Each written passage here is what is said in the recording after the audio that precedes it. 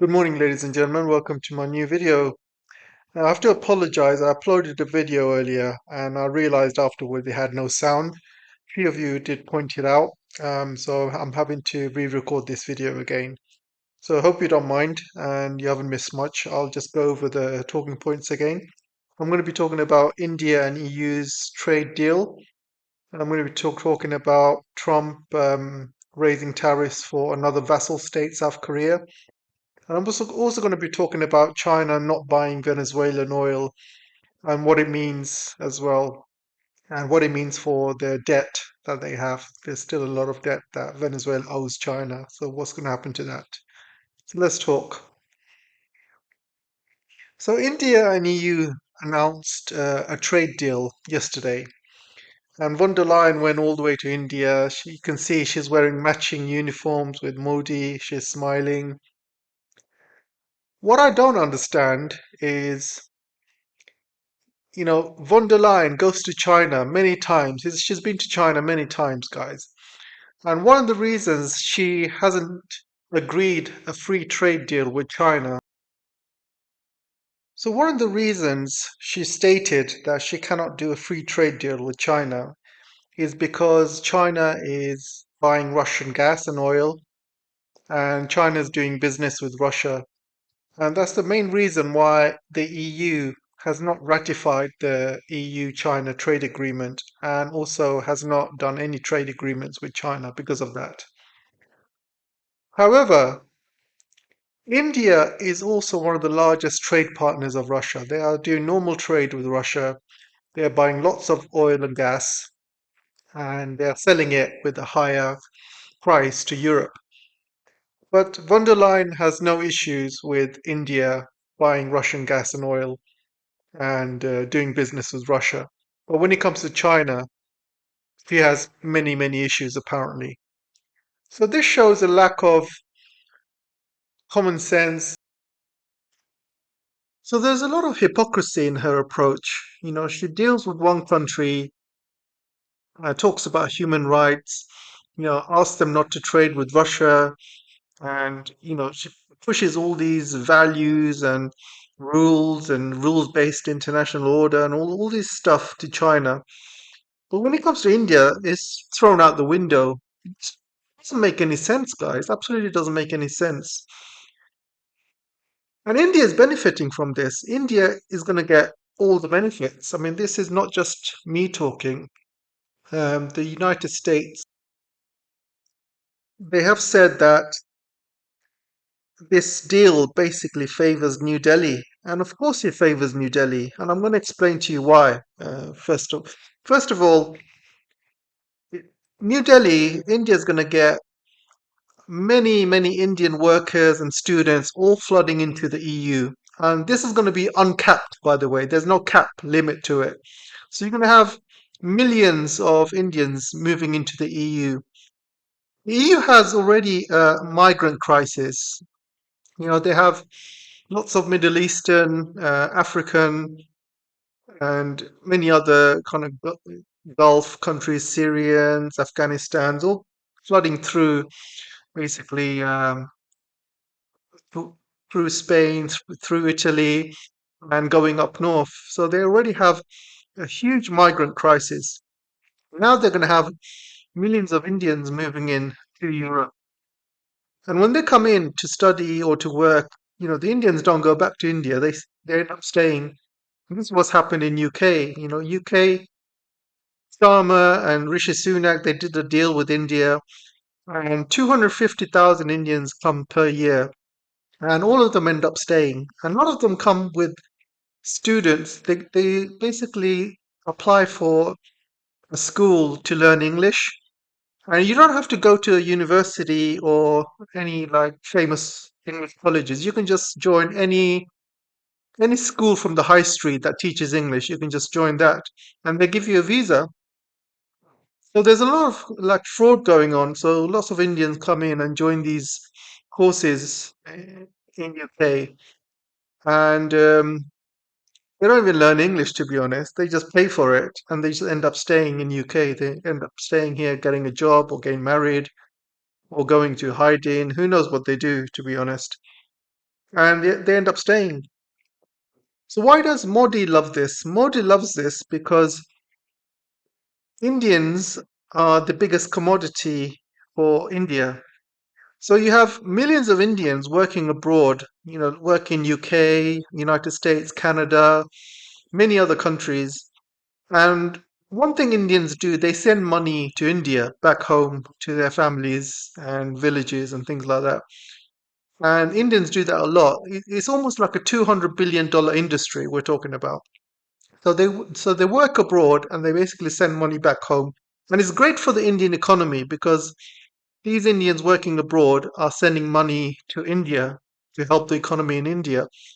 And this is one of the reasons why India does well because of its foreign Indians that are basically sending money back home. So this is why the people are Modi's biggest commodity, and this is why he adds this to every single trade deal. He added it to UK, he's added it to the EU. But it's not good news for the EU or the UK because you're going to have a flood of Indians coming in, and they don't go back. They basically work and basically send money home. They don't do anything for the economy or anything like that. Everything else is just basically they get 90% off tariffs or something along those lines. There's one thing I need to tell you guys. The India and China do not trade normally. There seems to be a lot of barriers between India and China when it comes to trade. A lot of Chinese companies are not allowed to go into India, and this was made even worse when they had some border skirmishes back a few years ago, and basically Modi slapped all these tariffs and bans on Chinese companies. So a lot of Chinese companies are still not allowed to work in India. Only a few are, but the ones that are working in India, they get absolutely rinsed by the Indian taxes. They get absolutely rinsed by them. Foreign companies that work in India have a really rough ride. There's a couple of phone companies that China has. One of them was Xiaomi, and 2 years ago, the Indians basically raided their offices, fined them, you know, millions and millions, and they took away all their profits. And it's happened to a lot of Western companies as well. It's a really bad environment to work in India. Plus the supply chain, guys. If India and EU do a trade deal, how are they going to trade if there's no direct link between India and Europe? At least China has the Belt and Road. They can ship goods via train, by plane, by ship. They've got the Arctic route as well, giving a shortcut to the Europeans. But India has not got any direct trade routes directly to Europe. The only way they can trade is by air or by sea. And by sea, there's lots of choke points. From India to Europe, they have to go through the Egyptian Suez Canal, and I think that's the only way they can get to Europe, or they can um, go around Africa. I mean that's a really long way, guys. But yeah, that's the only way that India can trade with Europe, and it's going to be very, very expensive to do two-way trades between India and Europe. And there is like a 90% tariff discount or something like that. But do you know what's going to happen, guys? You're going to have lots of Chinese companies that are directly going to trade with India. And all these companies that were initially banned by India, they're going to be trading via Europe. So Europe's going to be the middleman. So Chinese companies are going to be setting up in Europe. And these Europeans are basically going to be selling Chinese goods into India, which is and they're going to be very much tariff free or 90% off tariffs. So it's a really good way of China making more money out of the Indian market. And I think that's what's going to happen. So they're going to use Europe as a middleman to basically ship goods directly into India and back and forth.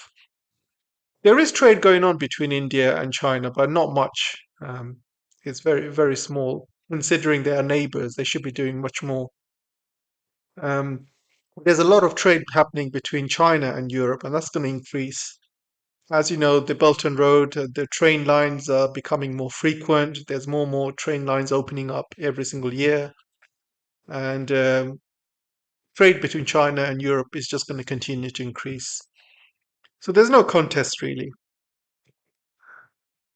So yeah, I just think this deal was done because one thing that Europeans and the Indians have in common is they're both hated by Trump. Trump has tariffed both these countries to smithereens. I think they put 25% tariffs on India. They put obviously they threatened to put more tariffs on the EU. He's back down now, but you never know. In the future, he might still do it. He's threatening to take away Greenland from EU. You know, they're basically pushed towards this trade deal by Trump, I think. But this trade deal definitely benefits Indians more than the Europeans because of the worker issue and the student issue. You're going to have millions of Indian students and workers going into Europe, and I don't think the trade is going to be that different from what it is now, mainly because there's no direct trading route between India and Europeans. And I don't think there's going to be much trade between India and Europe, to be honest. It's still going to be very expensive. They're still going to be buying stuff from China. So I think the main win out of this trade deal is for India and basically sending Indians to Europe. Some people might say it's a two-way thing, but I've not met any Europeans that want to live and work in India, guys. Not one. I've not met anybody that said, "Oh, I want to move to India. I want to work there for the rest of my life. I want to raise a family there." And I've not met one European that wants to move to India and work there. So it's a one-way street. It's basically Indians moving to Europe, not Europeans moving to India. So this is why India benefits from this greatly. So let's move on to the next one. So South Korea is another vassal state, and Trump is threatening 25% tariffs on South Korea. So this is like the dying days of the empire when they cannot squeeze any more gold out of the rest of the world. So what do? They start squeezing gold out of their allies and friends and neighbors. And this is what bullies do. You know, when bullies exhaust their resources, they start targeting their own friends and the little vassal kids in school that they know they can do whatever they want with them and they can get away with it. So Trump is basically now targeting all his allies. He's obviously a few weeks ago he's targeting the EU. He's hit India with tariffs. He's now hitting South Korea with tariffs. And it just goes to show being a vassal of the United States never pays, guys. Absolutely never pays. And I think the South Koreans just need to completely kick out the United States military from their country and start becoming independent and start, you know, start building relations with China, with North Korea. The leader of the South Koreans went to China recently, and they were talking about building high-speed rail between China and South Korea, and also one that goes through North Korea. So if that happens, I hope it goes through. It's a good start, but Americans being in South Korea, they're just a hindrance to peace, guys. You know, America loves to be kind of selling the boogeyman story. Oh, China's going to come get you. North Korea's going to come get you. If you kick us out, you're going to be destroyed by China and North Korea. You know, they love to play the boogeyman game all the time. But the truth is, if America leaves South Korea will have no choice but to, you know, start building relationships with North Korea and China. And this is going to be good for the future of South Korea to be sovereign, to be friendly with its neighbors. I mean, America being on his soil is just being antagonistic to his neighbors. It's antagonistic to China. It's antagonistic to North Korea, and it's not helping South Korea at all. and being a vassal doesn't definitely doesn't help. So I think South Korea needs to do something in terms of getting rid of its American influence. Because right now, America controls everything about South Korea. They control the foreign policy and things like that. Obviously, not the latest guy, but the previous guy they did. And the previous guy was so shameful, singing and dancing in the White House in front of Biden. That was so cringy, guys. I don't know if you guys remember it. But yeah, I think South Korea definitely needs to stop being so dependent on the United States. Countries who are dependent on the United States, they're the ones that get burnt the most because when Trump targets them, they got no other way of dealing with it. They've basically put all their eggs in one basket, and they get absolutely burnt. So yeah, South Korea definitely needs to move away from its American influence. So you have Venezuela here. I mean, China buys around 4% of its oil from Venezuela, which is not much, to be honest. And PetroChina, I believe, have stopped buying Venezuelan oil mainly because they wanted to, instead of paying previously with Maduro, they used to pay with local currency or pay with the Chinese yuan. But now they want dollar. And you can see that Trump has had a huge influence in what Venezuela do now with their trade. So they want dollar for their oil. And China said, no, we're not going to deal with any oil from Venezuela using dollars. And any money that Venezuela make from the oil, it looks like Trump's going to steal it anyway. So China doesn't want to deal with that, to be honest. However, there is a huge debt to be paid by Venezuela to China. I still think they owe like around 100 billion or something like that to China. They used to pay in oil. Sometimes they used to pay with obviously the Chinese yuan, local currency, but some of the oil was basically part of the repayment for the loan that China gave to Venezuela. So that loan is still outstanding, and there's no knowing how Venezuela is going to pay that off, to be honest. And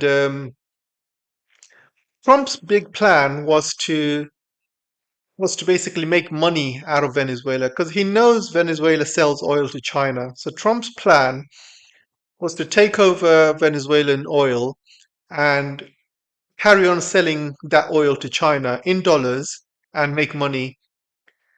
And they will probably give little percentage to Venezuela, but they will keep most of the profits. And they want to keep all obviously the Venezuelan oil lines and stuff. So they want the Venezuelan people to basically give away their oil for free. That's what Trump wants. Trump also wants 100 billion to be injected into Venezuela to kind of build up its oil facilities.